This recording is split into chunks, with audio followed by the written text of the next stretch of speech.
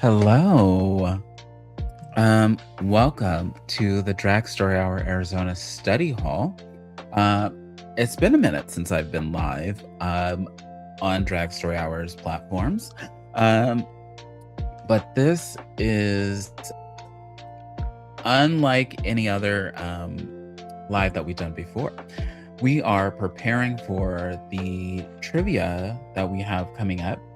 And that event is made possible by a grant through Arizona Humanities. This trivia that's coming up is called Trivia to Make Your Heart Stop. And it's on Saturday, December 27th. And you can find out more details on dragstoryhouraz.org. There will be a lot of things that you probably do know and probably that you will want to study on so that you can be ahead of the game. And that's why you're watching this, right? So the game starts at 2:15 on Saturday. Prizes will be awarded for first, second, and third place. I know that all of you want to be first place, but you will not. We'll have to make some tough choices, and I hope that you know as many answers as possible. This story hour features a lot of the top banned books or challenge books of 2024. Bonus points if you can guess the titles. And the venue is located in a safe place in Mesa, Arizona. You can find out more details for those that are 13 and up. You can find more details on dragstoryhour.org. With that being said, we have a reading. Yes. Okay, so we're going to read George M. Johnson's All Boys Aren't Blue. We're going to read the intro. And this was published by Macmillan Children's Publishing Group in 2020. And I just am a fan of George, and he has a book coming out soon that will be soon turned into a movie. Anyway, so we're going to read the introduction. Black Queer Here. The story of how I entered the world was a foreshadowing. When my aunt first saw my head of beautiful jet black curly hair crowned from my mother's womb, she ran into the hospital's hallway where my family waited. "It's a girl! It's a girl!" she yelled. To my grandmother's excitement and to my father's slight disappointment. But by the time my aunt got back to the delivery room, I had been fully born. She realized her quick assumption would soon need correcting. She ran back out to the family and said, actually, it's a boy. The "it's a girl, no, it's a boy" mix-up is funny on paper, but not quite so hilarious in real life, especially when the star of the story struggles with their identity. Gender is one of the biggest projections placed on to children at birth, despite families having no idea how the baby will truly turn out. In our society, a person's sex is based on their genitalia. That decision is then used to assume a person's gender as a boy or girl, rather than a spectrum of identities that the child should be determining for themselves. Nowadays, we are assigning gender even before birth. We have become socially conditioned to participate in gendering of children at the earliest possible moment, whenever a sonogram can identify its genitalia. Gender reveal parties have become a trendy way to celebrate the child's fate, steering them down a life of masculine or feminine ideals before ever meeting them. It's as if the more visible LGBTQIAP+ people become, the harder the heterosexual community attempts to apply norms. I think the majority fear becoming the minority, and so they will do anything and everything to protect their power. I often wonder what this world would look like if people were simply told, "You're having a baby with a penis or a vagina or other genitalia." Look up intersex if you're confused about other. What if parents were also given instructions to nurture their baby by paying attention to what the child naturally gravitates toward, and to simply feed those interests? What if parents let their child explore their own gender instead of pushing them down one of only two roads society tells us exists? When our gender is assigned at birth, we are also assigned responsibilities to grow and maneuver through life based on the simple checking off of these boxes: male, female, black, white, straight, gay. Kids who don't fit the perfect boxes are often left asking themselves, what is the truth? Am I a girl? Am I a boy? Am I both? Am I neither? As a child, I struggled mightily with these questions, and the struggle continued to show up in various ways throughout my life. Now, as an adult, I have a much better grasp of sexuality, gender, and the way society pressures us to conform to what has been the norm. I understand how this sense of normality doesn't hold a space for those of us who don't fit the aesthetic of what a boy or a girl should be, or how a man or a woman should perform. Unfortunately, we are still struggling to move the conversation past an assumed identity at birth. And LGBTQIAP+ people are not just fighting for the right to self-identify and be accepted in a society that is predominantly composed of two genders, which would be the bare minimum of acceptance. We are also fighting to survive physical acts of violence. Many of us are not even surviving that. The spectrum of our traumas can be as broad as our identities. I started writing this book with the intention that every chapter would end with solutions for all the uncomfortable or confusing life circumstances I experienced as a gay Black child in America. I quickly learned this book would be about so much more, but the overlap of my identities and the importance of sharing how those intersections create my privilege and my oppression. Many of us carry burdens from the traumas of our past, and they manifest in our adulthood.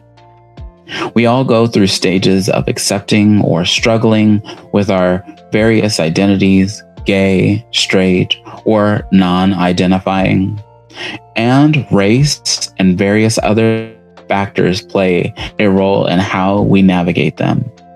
Many of us are always in a state of working through something, always in a state of becoming aware of a version of ourselves. This book is an explanation of two of my identities, Black and queer, and how I became aware of the intersections within myself and in society. How I've learned that neither of these identities can be contained within a simple box, and that I enter the room as both of them despite the spaces and environments I must navigate. In the white community, I'm seen as a Black man first, but that doesn't negate the queer identity that will still face discrimination. In the Black community, where I more often find myself, it is not the Black male identity that gets questioned immediately. It's the intersection with queerness that is used to reduce my Blackness and the overall image of Black men. Because this is a memoir, I'm sharing some of my personal memories with you. These memories are specific to my experience as a kid, teen, and young adult. But they also underline some of the universal experiences of Black and or queer people. My struggles are that of Black men, queer men, and people who exist at the intersection of both identities. That's where the manifesto part comes in. I believe the dominant society establishes an idea of what normal is, simply to suppress differences, which means that any of us who fall outside of their normal will eventually be oppressed. In each chapter of this book, I'll tell you memories of my experiences growing up and what I think they mean in a larger context of living as a Black queer person.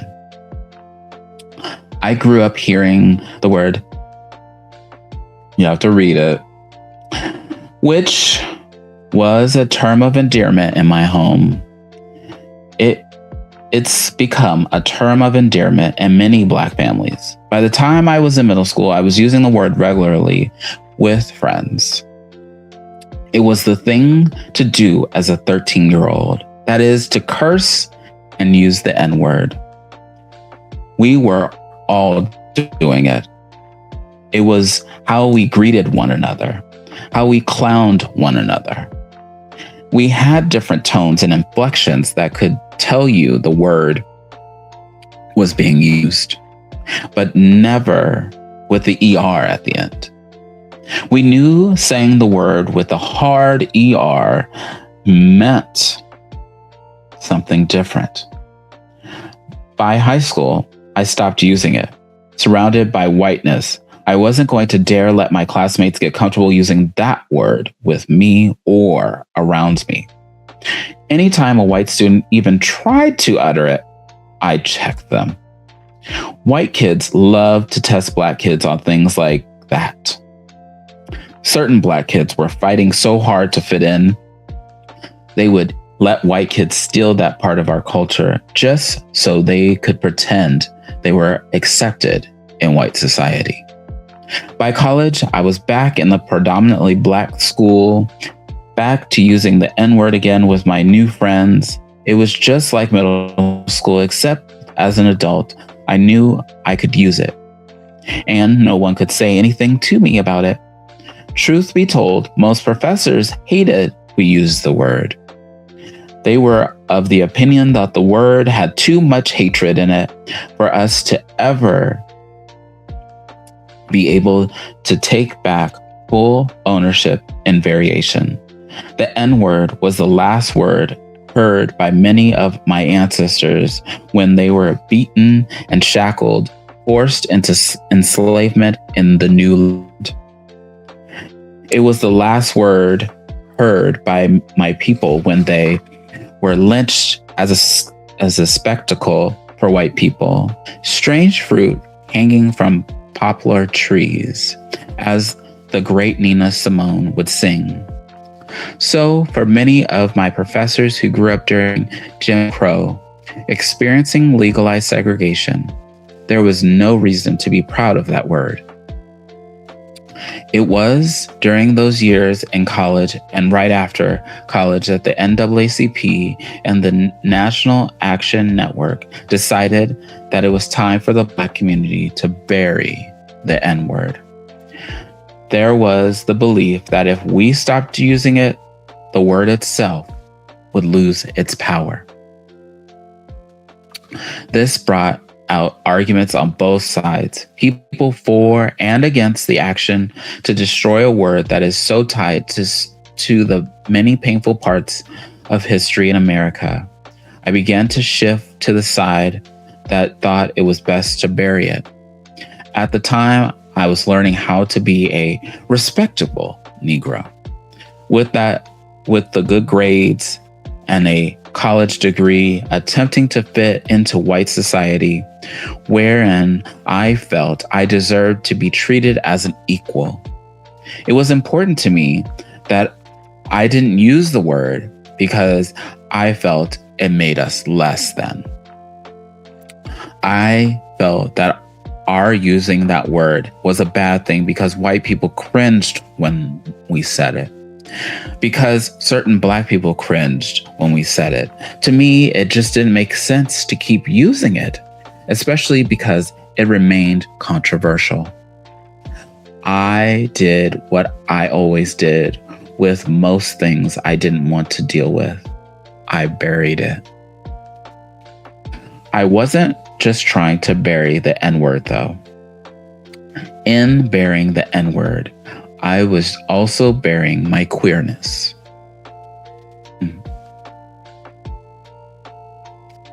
I understand that.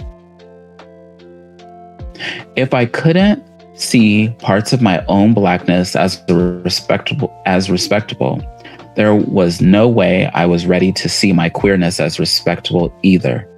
But now I know that queerness is part of Blackness, and that there is no Blackness without queer people.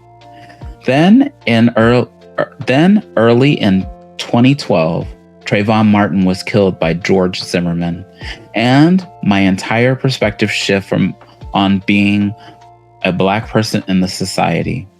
I saw that the new age civil rights movement was being led by people who look like me. People who were fighting for me and other Black children. It was during this time that my unlearning process really began. My eyes were opened by seeing the shooting of Black people at the hands of police, seeing the killing of Black children like Tamir Rice at the hands of police, seeing that it didn't matter whether you were an affluent Black or a poor Black, a child or an adult.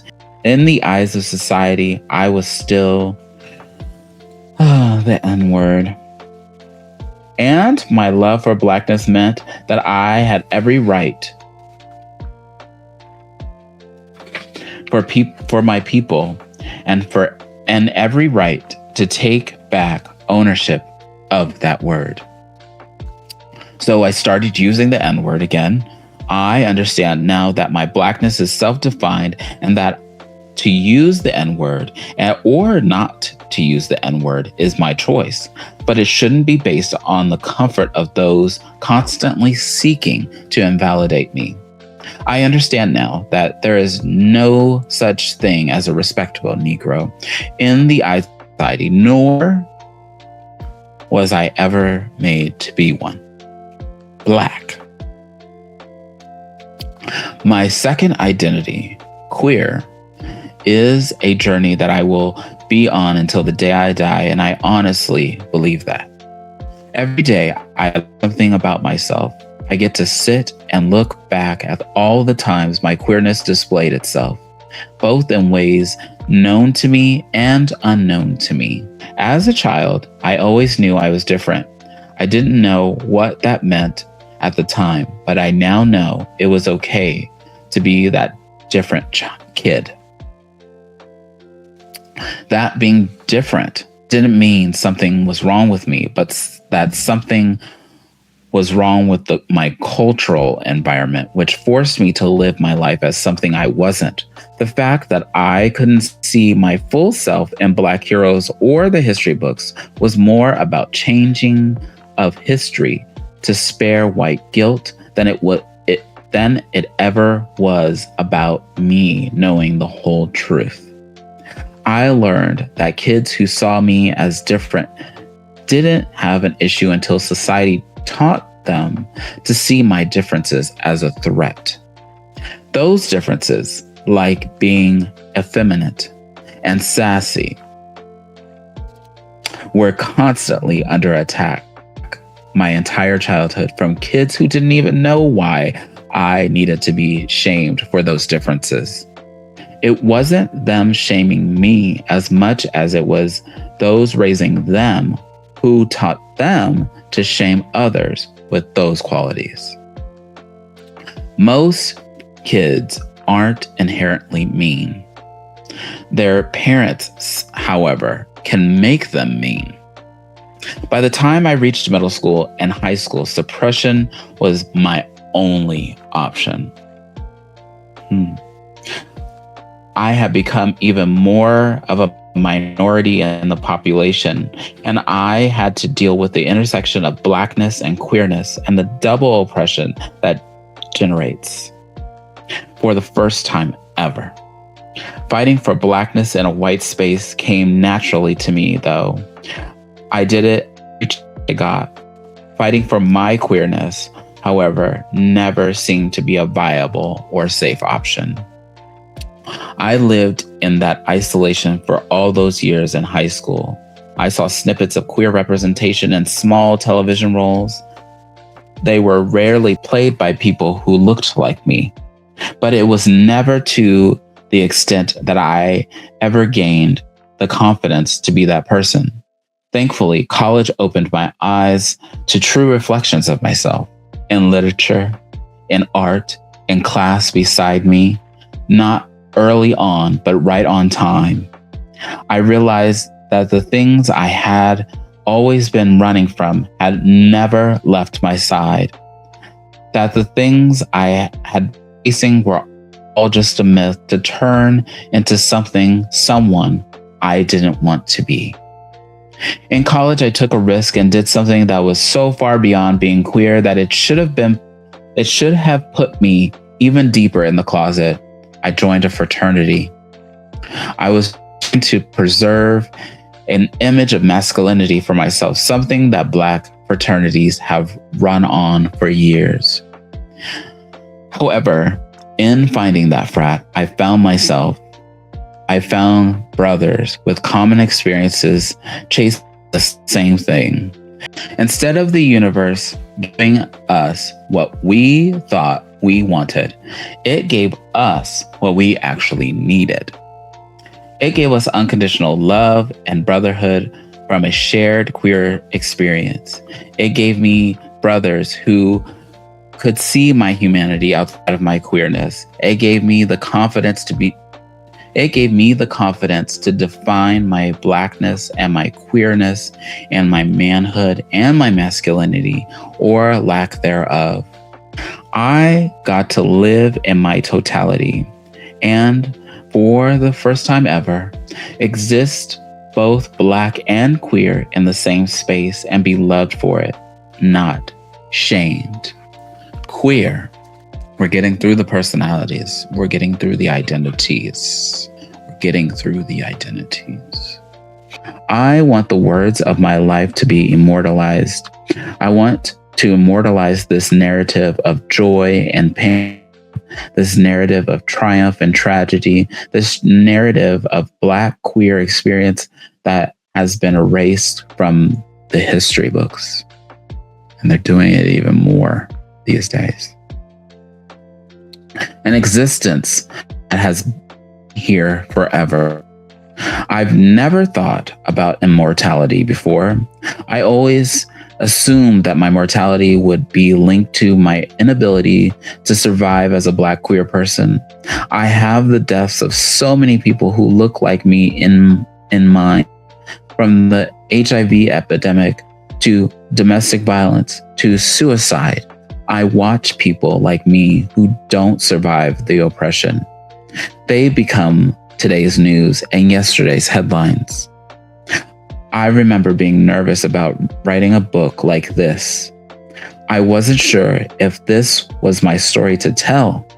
In writing this, though, I realized that I wasn't just telling my story.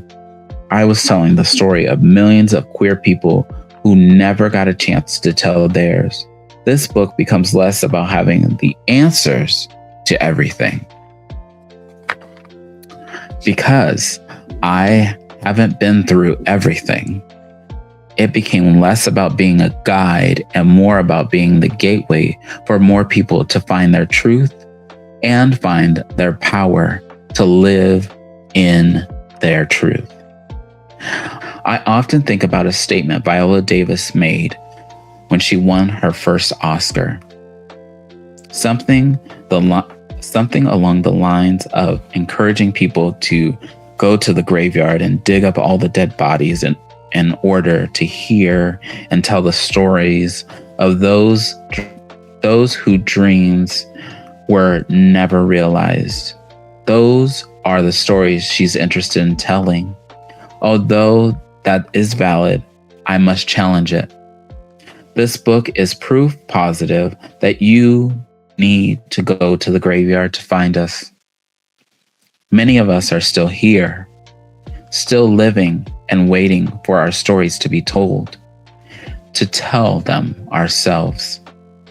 We are the living that have always been there, but have been erased. We are the sons and brothers, daughters and sisters, and others that never get a chance to see themselves, nor to raise our voices to ears that need to hear them. Toni Morrison states in my favorite quote of all time, "If there's a book that you want to read, but it hasn't been written yet, then you must write it." This is the story of George Matthew Johnson. This is the story for all of us. And this is George's story. All boys aren't blue. I encourage you to get a copy or go to the library and get a copy and read. And it is on the banned book list. Yeah. So to continue on, we will, here is a sneak peek of the books that we are using for the upcoming trivia event. Of course, we're going to use George's book. And if you have it in full, you should. So many good things in there. It talks about, his whole life story, well, up until recently, and some of the things that he has been through. It's a little bit of I want to say it's less biographical. Wow.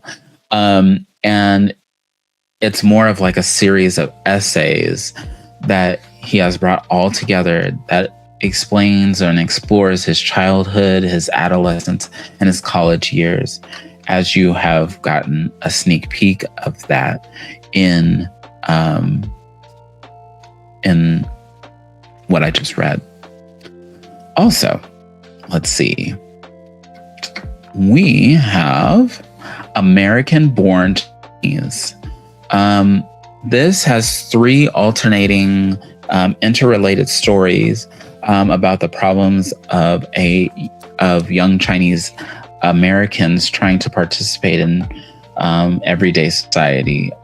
Pretty much like how George is trying to, bring it all together. They're experiencing the same thing, but I would say that this, each culture has its own challenges and its own, as well as common challenges as we go through everyday society.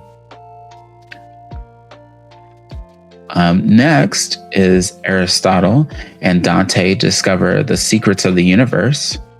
It's about a 15-year-old named Ari Mendoza, who is an angry loner with a brother in prison.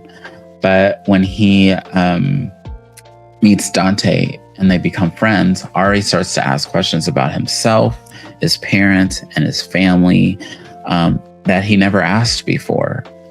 So like another opening your eyes to, the possibilities of the world, things coming,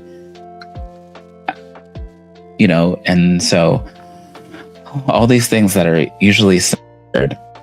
And then we have Crumbs by Danny Sterling. Let me read this synopsis to you. Ray is a seer whose unique gifts allows her to clearly see the present, and she dreams of using her abilities to work for the council. Lori works at Ray's favorite bakery and has dreams of making it big as a musician. As the couple pursues their dreams, they have to figure out their obstacles and personal challenges. Can they both reach their dreams and keep their relationship intact? So that's another one. I love that this is a different angle. This is a different type of relationship. I love that you get to just see the challenges that come with pursuing dreams, as well as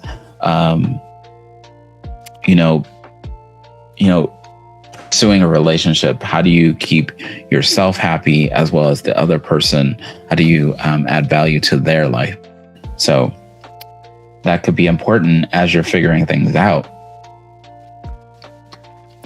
The next one we have is by Mike Curado. I want to say that. Mike Curado. And it's called Flamer. It's the summer between middle school and high school, and Aiden Navarro is away at camp. Everyone's going through changes, but Aiden. The stakes feel higher as he navigates friendship, deals with bullies, and spends time with Elias, a boy he can't stop thinking about. He finds himself on a path of self-discovery and acceptance. I could say I personally may have a story like this, but you too should read this. And all of this is all about finding yourself and finding acceptance in the world. But I think acceptance starts here, as most of these stories will fan and tell you. What's the next one? Heartstopper by Alice Osman. Boy meets boy, boy becomes friend, boys fall in love.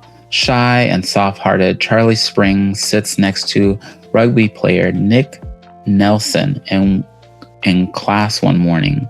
A warm and intimate friendship follows, and that soon develops into something more for Charlie, who doesn't think he has a chance, but Nick is struggling with feelings of his own.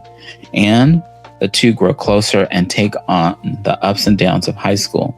They come to understand the surprising and delightful ways in which love works.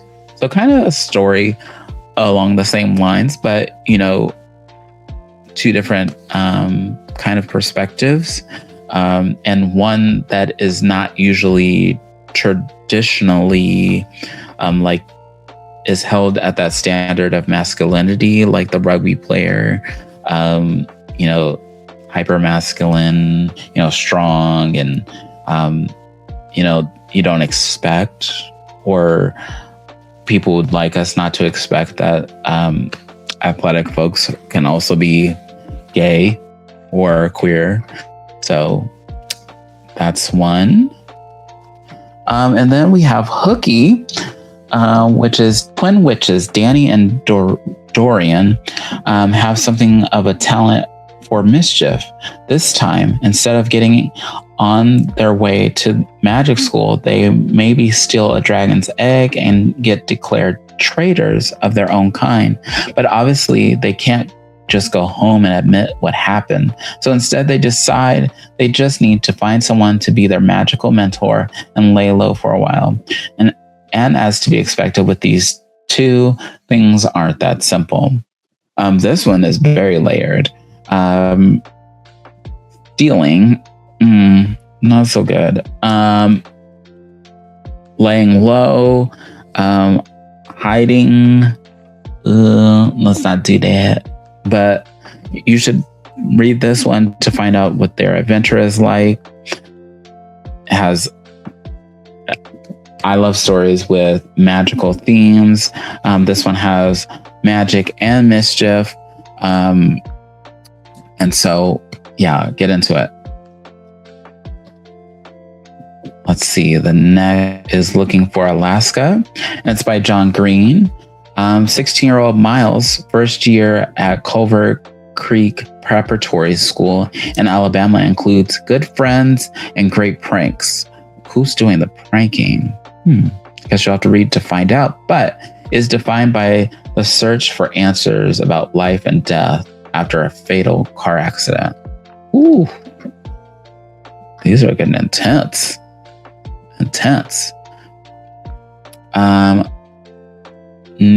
Nimona is by N.D. Stevenson. Ballister Blackheart, former hero turned villain, has his life shaken up when he gets a new sidekick. Although she is extremely impulsive, Nimona is a powerful shapeshifter, and together they start pulling off things Ballister could have never done before. When they discover the mysterious institute is up to no good, they hatch a scheme to save the people. Then Ballister finds out Nimona might not be what she appears to be. Ooh, a mix of science fiction and fantasy. Love it. Let's keep things moving along with A Song Below Water. A Song Below Water is written by Bethany C. Morrow, and it's in a society determined to keep her under lock and key. Tavia must hide her siren powers. Meanwhile, Effie is fighting her own family struggles, pitted against literal demons from her past. Together, these best friends must navigate through perils of high school's junior year. But everything changes in the aftermath of a siren murder trial that rocks the nation, and Tavia accidentally lets out her magical voice at the worst possible moment. Soon, nothing in Portland, Oregon seems safe. To save themselves from drowning, it's only Tavia and Effie's unbreakable sisterhood that proves to be the strongest magic of them all. Goodness gracious, tongue is very tied today, but I love that. I might read that. I have to read that for a story hour. I like that. Read it. Let me know what you think of it. And when you come to trivia, make sure you know Tavia and Effie's story. And I believe this is the last one. The Tea Dragon Society. Kay O'Neill's World of Tea Dragons started as a webcomic in 2016. A year later, it was physically in 2018. It won 2 awards. You can read it online, it says.